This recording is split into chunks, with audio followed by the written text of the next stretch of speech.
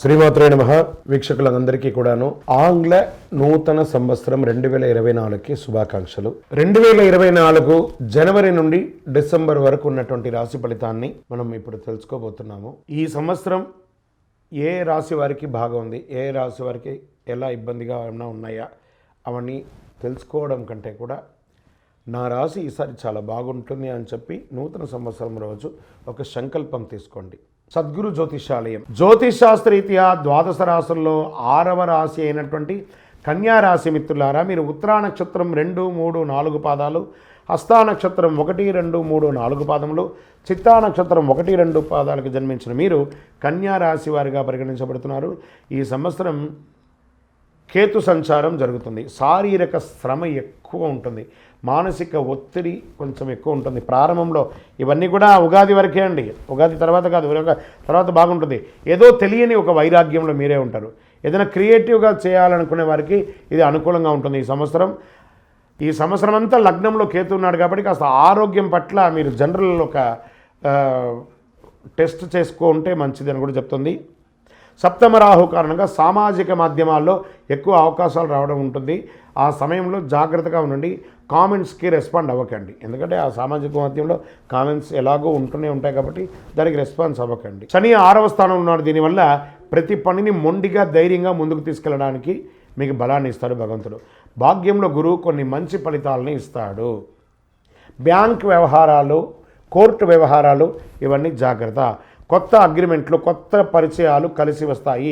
సమాజంలో గౌరవమైనటువంటి గుర్తుపెట్టుకుంటారు. శుభ కార్యక్రమాలు ప్రారంభించడానికి ఇది అనుకూలం. శని భగవానుడు 30 జూన్ తేదీ నుండి నవంబర్ 15 వరకు వక్రగతిలో కొనసాగుతున్నాడు. ఈ సమయంలో శని భగవానుడు 6వ స్థానం నుండి 5వ స్థానానికి వస్తున్నారు. దీనివల్ల సంతాన విషయంలో కాస్త జాగ్రత్తగా ఉండాలి. రాజకీయ నాయకులకి మిశ్రమంగా ఉంటుంది, శ్రమ ఎక్కువ ఉంటుంది.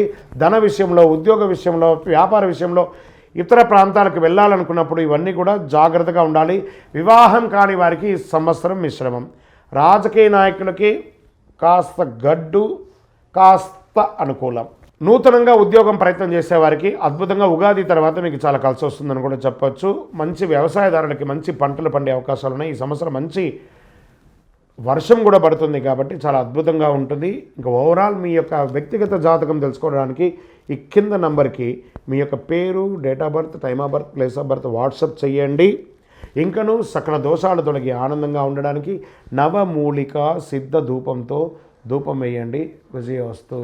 వీక్షకులందరికీ కూడాను ఈ యొక్క ఆంగ్ల నూతన సంవత్సరం మీరందరూ కూడాను ఆయురారోగ్య ఐశ్వర్య భోగభాగ్యాలతో ఉండాలని ఆ అఖిలాండ కోటి బ్రహ్మాండ నాయకుడు శ్రీ ధర్మశాస్త్ర అయ్యప్ప స్వామి వారి 18 అవతారాల దేవాలయంలో తిరుపతిలో జీవకొండలో మీకోసం మేము ప్రార్థన చేస్తుంటాం. మీరు క్షేమంగా ఉండాలి. మీరు తిరుపతికి వచ్చినప్పుడు మన యొక్క దేవాలయం అయ్యప్ప స్వామి వారి 18 అవతారాల దేవాలయాన్ని దర్శించుకోండి. రైల్వే స్టేషన్ నుండి, బస్టాండ్ నుండి ఒక 3 కిలోమీటర్ దూరంలో ఉంటుంది. అయ్యప్ప స్వామి వారికి 18 అవతారాల దేవాలయం ఎక్కడా లేదు.